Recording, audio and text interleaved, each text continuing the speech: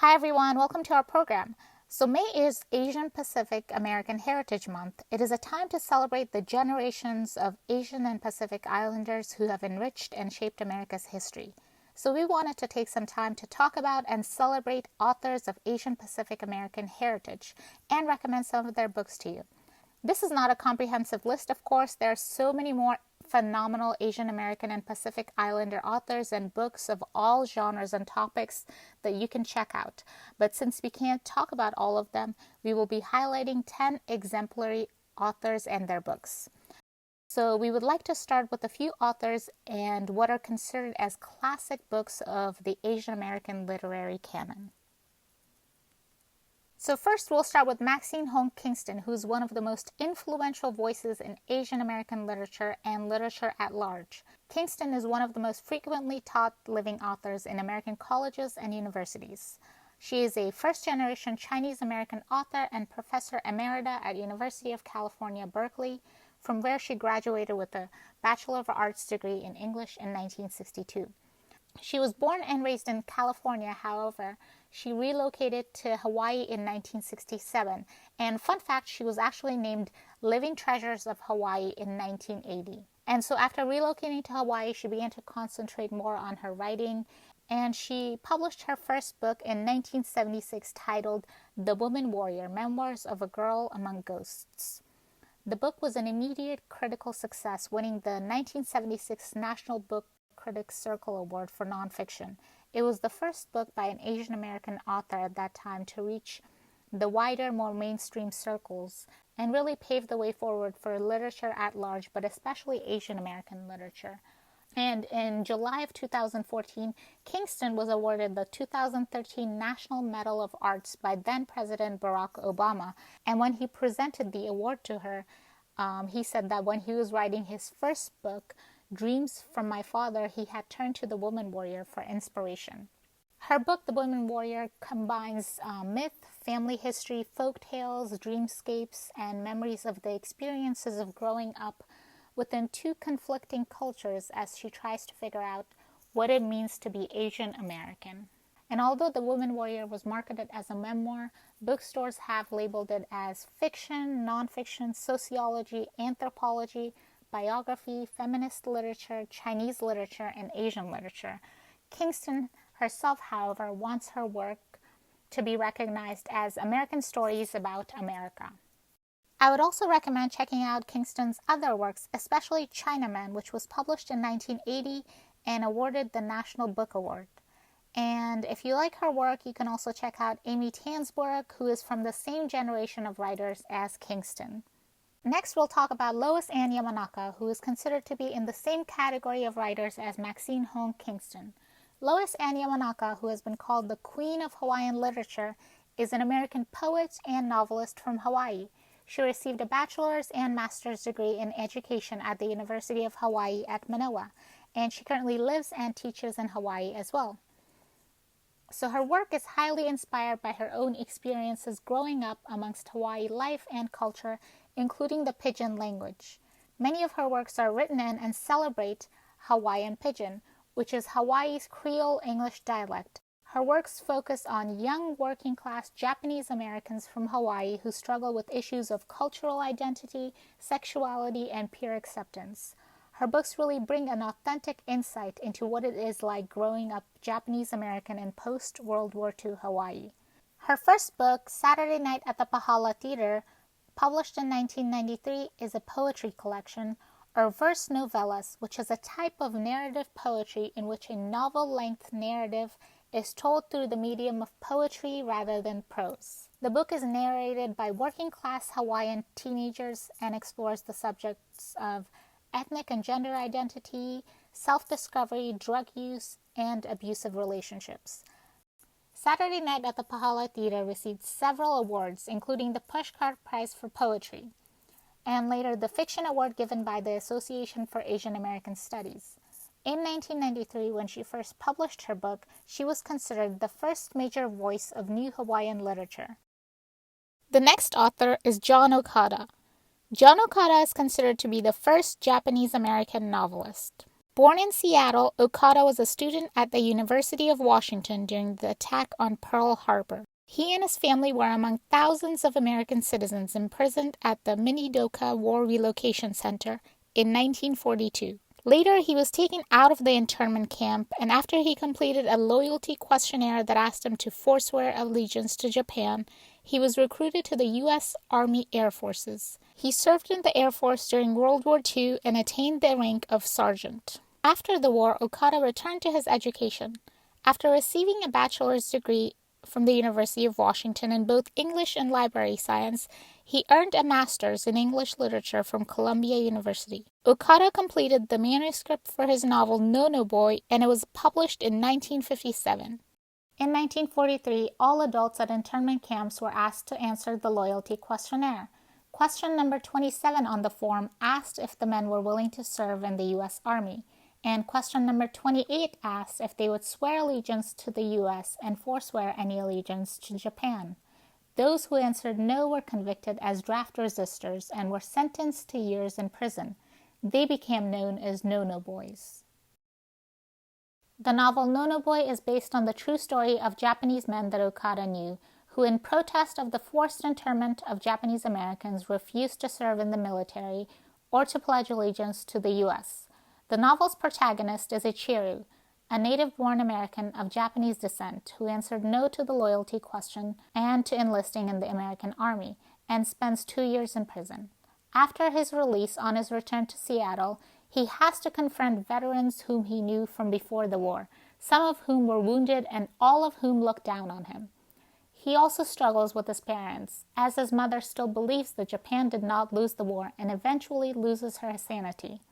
Ichiru continues to struggle for societal, familial, and self-acceptance. The book actually didn't receive much recognition when it was first published. However, posthumously, several years after Okada died of a heart attack in 1971, No No Boy was discovered and revived by Asian Americans.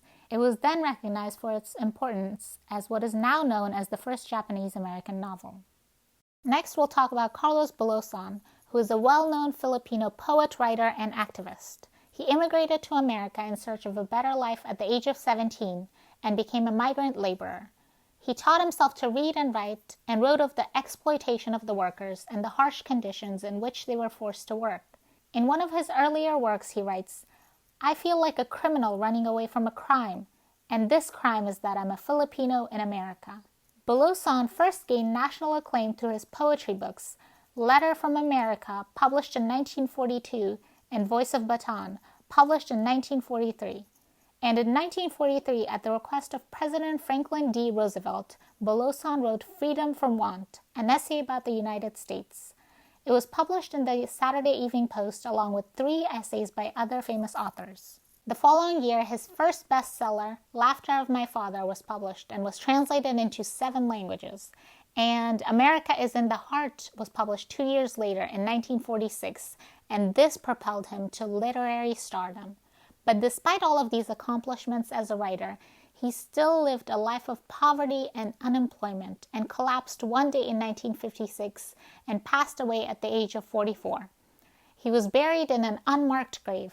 Now his once unmarked grave has a fancy granite headstone bought by community activists, and there is a tribute mural and pictorial exhibit in the lobby of the Eastern Hotel in Seattle, where Bulosan first landed in the U.S. on July 22nd in 1930. America's in the Heart was first published in 1946 and was revived by Filipino Americans in the 1960s and 1970s. This semi-autobiography book was inspired by his life growing up in the Philippines, his immigration to America, and his years of hardship and despair as a migrant laborer during the Great Depression. Yet despite all of the hardships, the novel ends with the narrator's affirmation that no man, no one at all, could destroy his faith in America. America is in the Heart is one of the most widely used books in Asian American Studies classes, and it has been long celebrated as the Filipinx counterpart to Steinbeck's Grapes of Wrath. For your next read, I would suggest reading America is Not the Heart by Filipino-American novelist Elaine Castillo, which provides a more contemporary version of the migrant experience. Next, we'll talk about more recent works, starting with the author Sipam Zhang.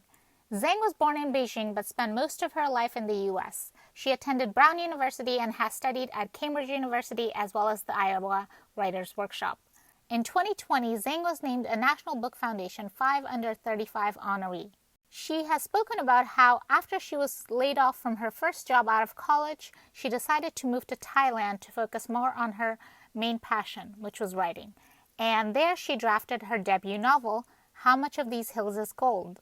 How Much of These Hills is Gold is the winner of the 2021 Asian Pacific American Award for Literature.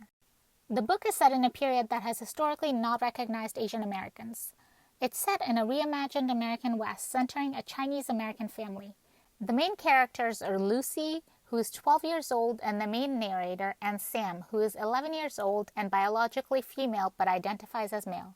They wake up in a mining camp in the late 1800s American West and find their father dead. Lucy and Sam carry the decomposing body and are on the hunt for $2 silver in order to do a proper burial ritual for their father. And on their quest, they have to figure out what to do with a decomposing body, and this leads to some very unexpected situations.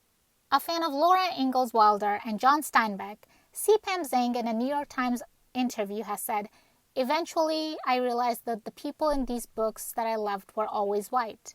I wanted to write a great American epic in which I saw myself reflected. So through this book, Zhang adds faces and stories to the American West that have often been missing from the picture. Literally, during the gold rush and its aftermath, the roughly 15,000 Chinese American laborers who worked on the first transcontinental railroad, built in the 1860s, were excluded from the historic photo record of its inauguration." In her New York Times interview, Zhang states that How Much of These Hills is Gold portrays the loneliness of being an immigrant and not being allowed to stake a claim to the place that you live in. I think this is such an important, well-written book with amazing characters, great world building, and social commentary. And if you like this book, I would recommend keeping an eye out for the 1,000 Crimes of Ming Su by Tom Lin, which is set to release in June of 2021 and is similarly set in the American West and reimagines the classical West through the eyes of a Chinese-American assassin seeking to revenge after his wife is abducted. Next, we'll talk about Ocean Vuong. Vuong self-identifies as a queer Vietnamese-American poet and now debut novelist. Vuong is the author of the critically acclaimed poetry collection Night Sky with Exit Wounds. And Vuong's debut novel, On Earth We're Briefly Gorgeous, was published in 2019 and was an instant New York Times bestseller. It was also the winner of the American Book Award and the winner of the Mark Twain American Voice in Literature Award. It was also the honor title for the 2020 Asian Pacific American Award for Literature. The narrator, Little Dog, is a refugee from Vietnam who comes to America at the age of 2 and grows up in an impoverished household of women who suffer from war trauma in Hartford, Connecticut. The novel takes the form of a letter from a son to a mother who cannot read. The narrator states, "The very impossibility of you reading this is all that makes my telling it possible. The book is about wanting to say things to someone you love but not being able to, and one of those things that he can't talk about to his mother is his sexuality." The book tells of Little Dog's efforts to fit into a world that sees him as other. There are many similarities between the main character, Little Dog, and the author Ocean Vuong, and the genesis of this book is a New Yorker nonfiction essay. And Ocean Vuong has explained in an interview with Seth Meyers that he wanted this book to start with the truth and end with art. And although there are many similarities with Ocean Vuong's own life and the character, it is still a work of fiction. He has said that he didn't want to write a memoir because, in his own words, people of color and minorities are often seen as tour guides to pre-made worlds rather than world makers themselves. And he wanted to be able to express his artistic creativity, craft, and agency through writing fiction. And Ocean Vuong was very purposeful with centering the story around a working-class Asian American family in Hartford, Connecticut, much like his own upbringing. In his own words, it was a way for him to say that these bodies are inspiring and worthy of literature with a capital L. Ocean Vuong is first a poet, and you can really tell that by how beautifully this book is written. Every single word is used in such a purposeful and lyrical way, And I would recommend listening to the audiobook version of On Earth We're Briefly Gorgeous, which is narrated by Ocean Vuong, to truly grasp its full effect. And the next author is Devi Laskar, who is a native of Chapel Hill, North Carolina, has lived in Atlanta, and now lives in California with her family. She holds an MFA from Columbia University and is a former reporter, a poet, photographer, and the author of the novel The Atlas of Reds and Blues. The Atlas of Reds and Blues was the winner of the 7th annual Crooks Corner Book Prize for Best Debut Novel Set in the South in 2020. It was also the winner of the 2020 Asian Pacific American Award for Literature, and it was selected by the Georgia Center for the Book as a 2019 book all Georgians should read. The Atlas of Reds and Blues is set in 2010 Georgia, and it explores racism, police brutality, misogyny, and feelings of isolation within your own home. It is about a Bengali American woman, and the book opens with her home being raided and her being shot by the police and left bleeding on the driveway. And in this moment, she recalls all of the memories and experiences that culminated in this incident.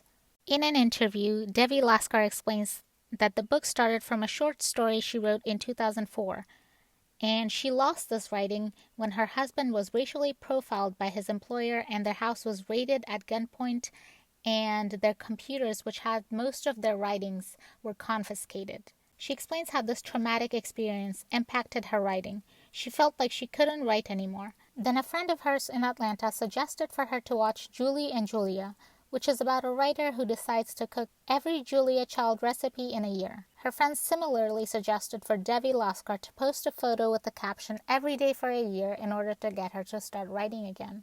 And this process did help her, and she started writing poetry and then prose, and was able to finish the book The Atlas of Reds and Blues.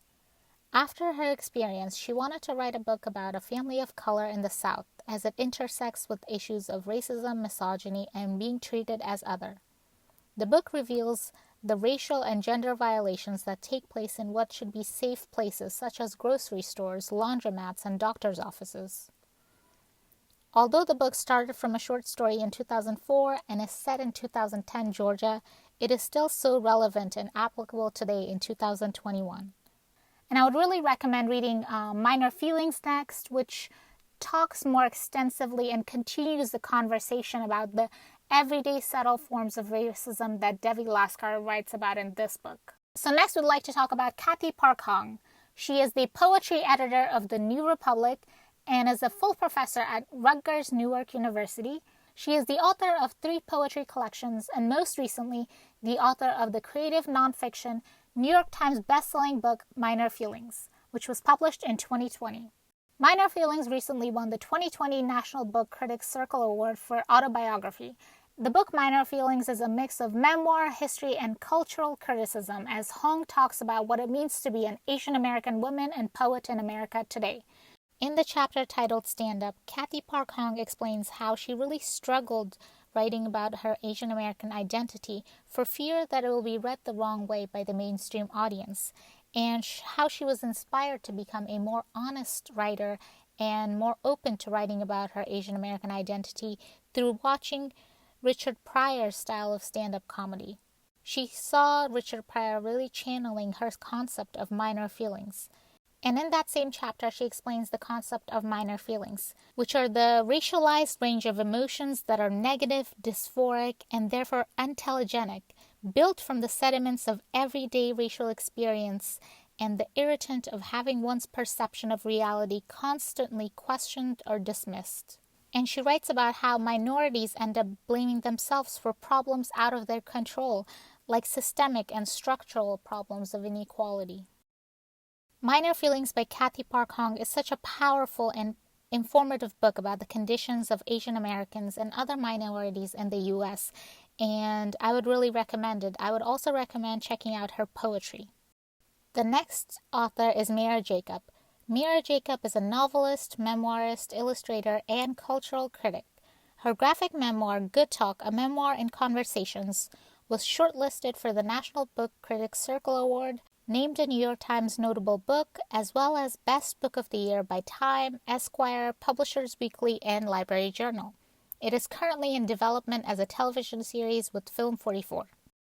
The book was inspired by her viral BuzzFeed piece, 37 Difficult Questions for My Mixed-Race Son. And her graphic memoir, Good Talk, expands on that piece and is about the difficult and honest conversations Mira Jacob has had with her curious 6-year-old son, who's half Jewish and half Indian, ahead of the 2016 presidential election. Jacob tries to find thoughtful but truthful answers to increasingly difficult questions from her son, and in trying to answer him, Jacob thinks back to the conversations in her life that shaped how she views the world and the America that we live in, such as coming of age as one of the few students of color and one of the only South Asian students in her New Mexico high school, and how it felt to be a brown-skinned New Yorker on 9/11, and coming to terms with political differences with her in-laws. I think this is another excellent book that tackles really difficult questions with nuance, honesty, and some humor, and I love the art in it as well. If you liked reading Good Talk by Mira Jacob, I would recommend another graphic memoir by Malaca Garib, who's the artist and author of I Was Their American Dream, a graphic memoir about growing up as a first-generation Filipino-Egyptian American.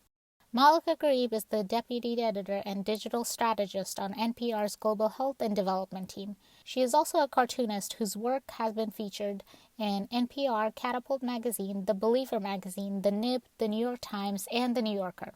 I Was Their American Dream is a coming-of-age story of a daughter of immigrant parents from two very different backgrounds. It's about Malaca learning to code switch between her family's Filipino and Egyptian customs and trying to hold on to her cultural values, as well as her struggles to be an all-American kid. I Was Their American Dream is such a thoughtful, relatable, and heartwarming graphic memoir that is full of humor and great art, and I would really recommend it. Thank you for joining us, and we hope you'll check out these amazing authors and their books. And we have created a list with all of these books by these authors that you can access through the link in the description of this video, and you can also search for it in our catalog.